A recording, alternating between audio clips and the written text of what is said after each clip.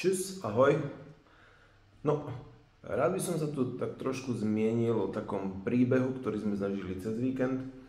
Radi chodievame na nejaké wellness pobyty a už dlhší čas sme chodili viac menej do Poľska, pretože tam sa nám to zdá trošku tak nejako aj kvalitou lepšie, ale poslednú dobu sme si hovorili, že tak poďme niečo skúsiť aj na Slovensku. A tak sme tak hľadali s tým, že nechceli sme ísť aj nejak moc extra ďaleko z Bratislavy do Tatier, tak hľadali sme niečo v okolí. No a narazili sme na Hotel Wellness Patince, kde keď sme si pozerali tú web stránku, tak to vyzeralo docela dobre. Dokonca aj na spodku web stránky tam boli ich partnery, teda do jakého reťazca patria. A keď som tam videl, že tam patrí Aquacity a Hotel Hills napríklad, tak som si povedal, tak to je docela dobrá spoločnosť, tak tam by sme mohli ísť. Štvorhviezdičkový hotel uvádzajú, moderný, s dobrou kuchyňou a tak ďalej, hovorím výborne, tak poďme na to. Tak sme si ho zajednali. Tento víkend sme tam akurát boli, čiže v piatok sme tam prichádzali. A už v piatok to tak začalo byť také zaujímavé, ale hovoríme si, že dobre. Tá príjazdová cesta okolo takých rozpadajúcich sa budov tak vyzerala skôr, že by v tom okolí mohli natačiť nejaké ďalšie časti Derricka, ale tak tým sme sa nenechali odradiť, došli sme teda do hotela, ubytovali sme sa, no a začali sme byť tak trošku viac a viac prekvapení, pretože keď Hotel Hills je štvorhviezdičkový a tento Hotel Patince sú tiež štvorhviezdičkové, no a keďže sme videli, jak to vyzerá oproti tomu Hillsu, tak sme si potom hovorili, že buď potom Hills musí mať ešte o 3 hviezdičky viacej, alebo tento Hotel Patince aspoň o 2 hviezdičky menej. No proste realita nezodpoveda naozaj tej kvalite, ktorú oni popisujú na tej web stránke. Vybavenie tam toho hotela také nemoderné, zastaralé, proste žiaden taký nádych nejakej dizajnerskej fantázie a tak ďalej. Dobre. Aj s tým sme sa zmierili, tak aspoň to tu tak nejako prežijeme. Mali sme deti so sebou, tí tam mali animačný program, ten bol docela dobrý. No ale samozrejme služby boli naozaj dosť slabé.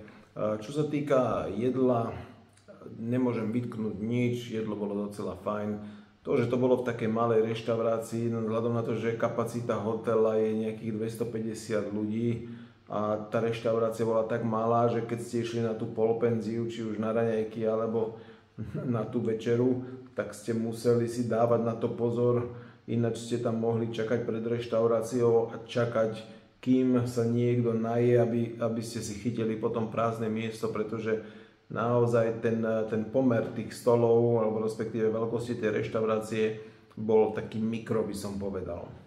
No, v samotnej wellness, keďže sme tam išli kvôli aj wellnessu, tak ten nás tiež dosť akože zarazil, pretože akože voda tam bola mokrá, dobre, píšu, že je termálna, dobre, ale keď sme tam napríklad boli v takých výrivkách, čo tam sú v tom veľkom bazéne, trošku tak vyvýšené, tak fungovali tam len stredové bubliny z bokov alebo z toho okraja, kde boli tiež trysky. Tam nevybehla ani jedna bublina za celý čas, čo sme tam sedeli.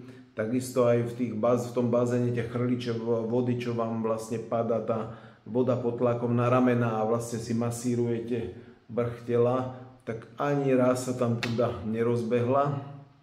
Okay.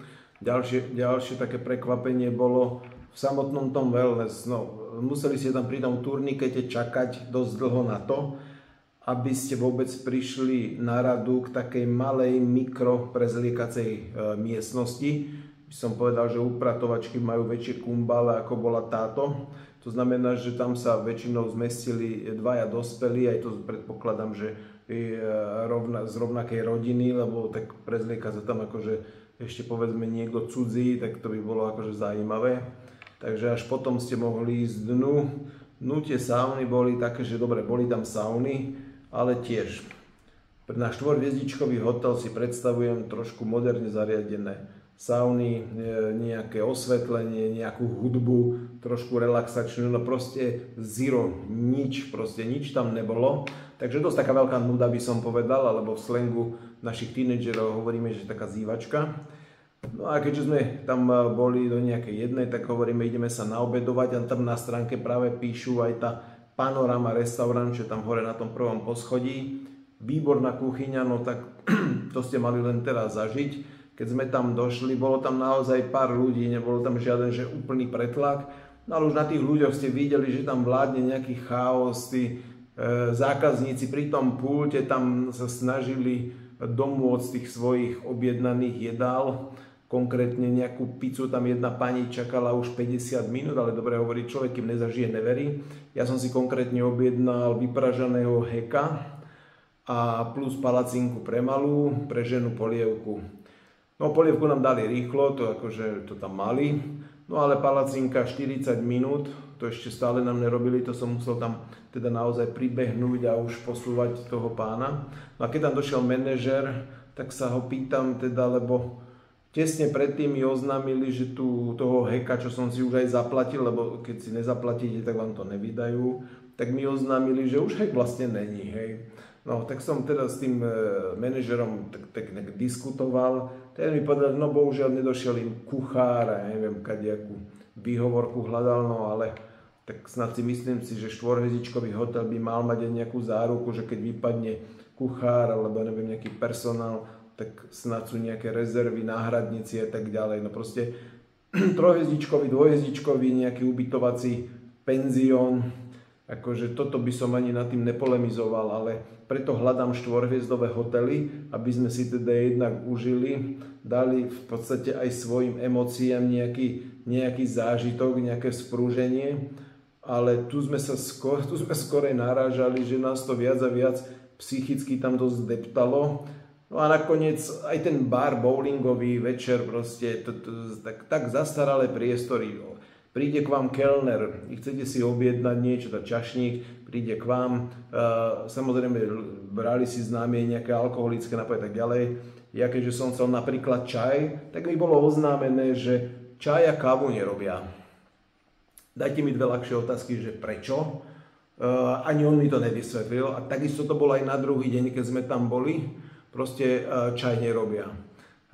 Keď som si objednal nejaký nápoj, povedzme nealkoholický ako ľadový čaj a som chcel teda, že proste nechladený, pretože naozaj mi chladené nápoje nerobia dobre na hrdlo, tak mi doniesol chladený nápoj. Keď som ho poprosil, aby ho teda vytemperoval, tak mi povedal, že tak nemá to ako vytemperovať, neviem, či tam nemajú mikrovlnku, alebo ja neviem, teplú vodu, alebo nejako. Potom si to tak nejako poradil, akože česť tomu čašníkovi, tak to tak zohrieval v umývačke pohárov, tam to tam nahrieval. No tak som už vedel, že dobre, je to taká akože zábavka. No a samozrejme izby, mali sme štandard, izba číslo 210. Izba bola naozaj taká, že nebola malá, bola veľkosťou, bola dobrá.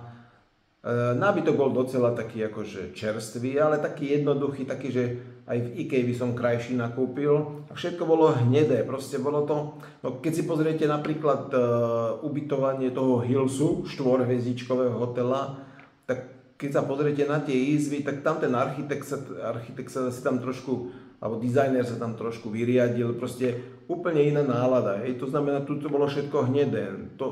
Kúpeľne boli naozaj tie kachličky akože dosť také akože fádne, by som povedal ešte neviem z koľkatých časov, ale dobre, ale už tam boli na tých fugách, už tam boli niekde, my sme mali teda na izbe také čierne, vyzeralo to ako pliesne, však si to môžete pozrieť, vám to tam aj ukážem niekde v ďalšom zábere. A na recepcii zima, pretože tým, že tam bola reštaurácia a keď ste teda čakali na to, aby ste teda dostali donútra, tak ste čakali v tej reštaurácii, teda na tej recepcii, kde mali teda nejaké sedenie. No ale tam, keď ste si nezbehli pre kabát, tak vás tam drkotali zuby, pretože neviem, ako to robili, ale proste naozaj tam prichádzal strašne studený vzduch. No a tým, že sme tam mali aj deti, tak sme ich teda posielali pre nejaké nielen mikiny, ale ešte pre ďalšie oblečenie, pretože tam by ste sa nedočkali večere, ale skôr nejakej choroby. Hej. Čiže môžem to len skonštatovať, že hotel Patince, akože nikdy, teda pokiaľ to bude takto, ako to majú, to, jak sa prezentujú niečím, na čo naozaj nemajú, tak to by sa mali, tak hlavne tí, čo im patria, tie všetky rezorty, lebo tam do tej skupiny, jak som pozeral, tam patrí ešte aj nejaký Holiday Park Kováčova, potom, neviem, ešte sú tam zopár takýchto podnikov, čo majú.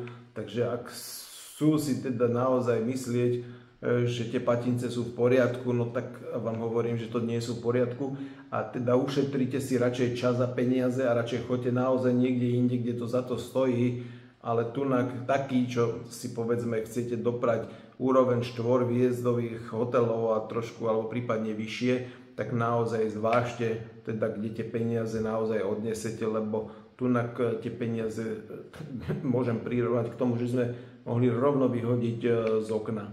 No a to nehovorím o tom ešte, keby som išiel naozaj niekde do tých Tatier, že sa hrniem tam 300 kilometrov a dojdem proste na takúto dieru tam, tak to by ma ešte viacej tešilo, že ešte aj prejazdíte kopec benzínu a navyše kopec času. Takže hotel Patince a manažerom teda by som chcel touto cestou poďakovať za naozaj katastrofálny zážitok a trošku teda im prajem do budúcna, aby svoje služby naozaj vylepšili alebo prepísali tú web stránku trošku vieruhodnejšie k danej situácii. Tak to je všetko zatiaľ a tí, ktorí chcete si z toho zobrať ponaučenie, tak zoberte, kto neverí, tak vyskúšajte a potom mi aspoň napíšte komentár, že či ste vy zažili to trošku lepšie alebo nie. Tschüss.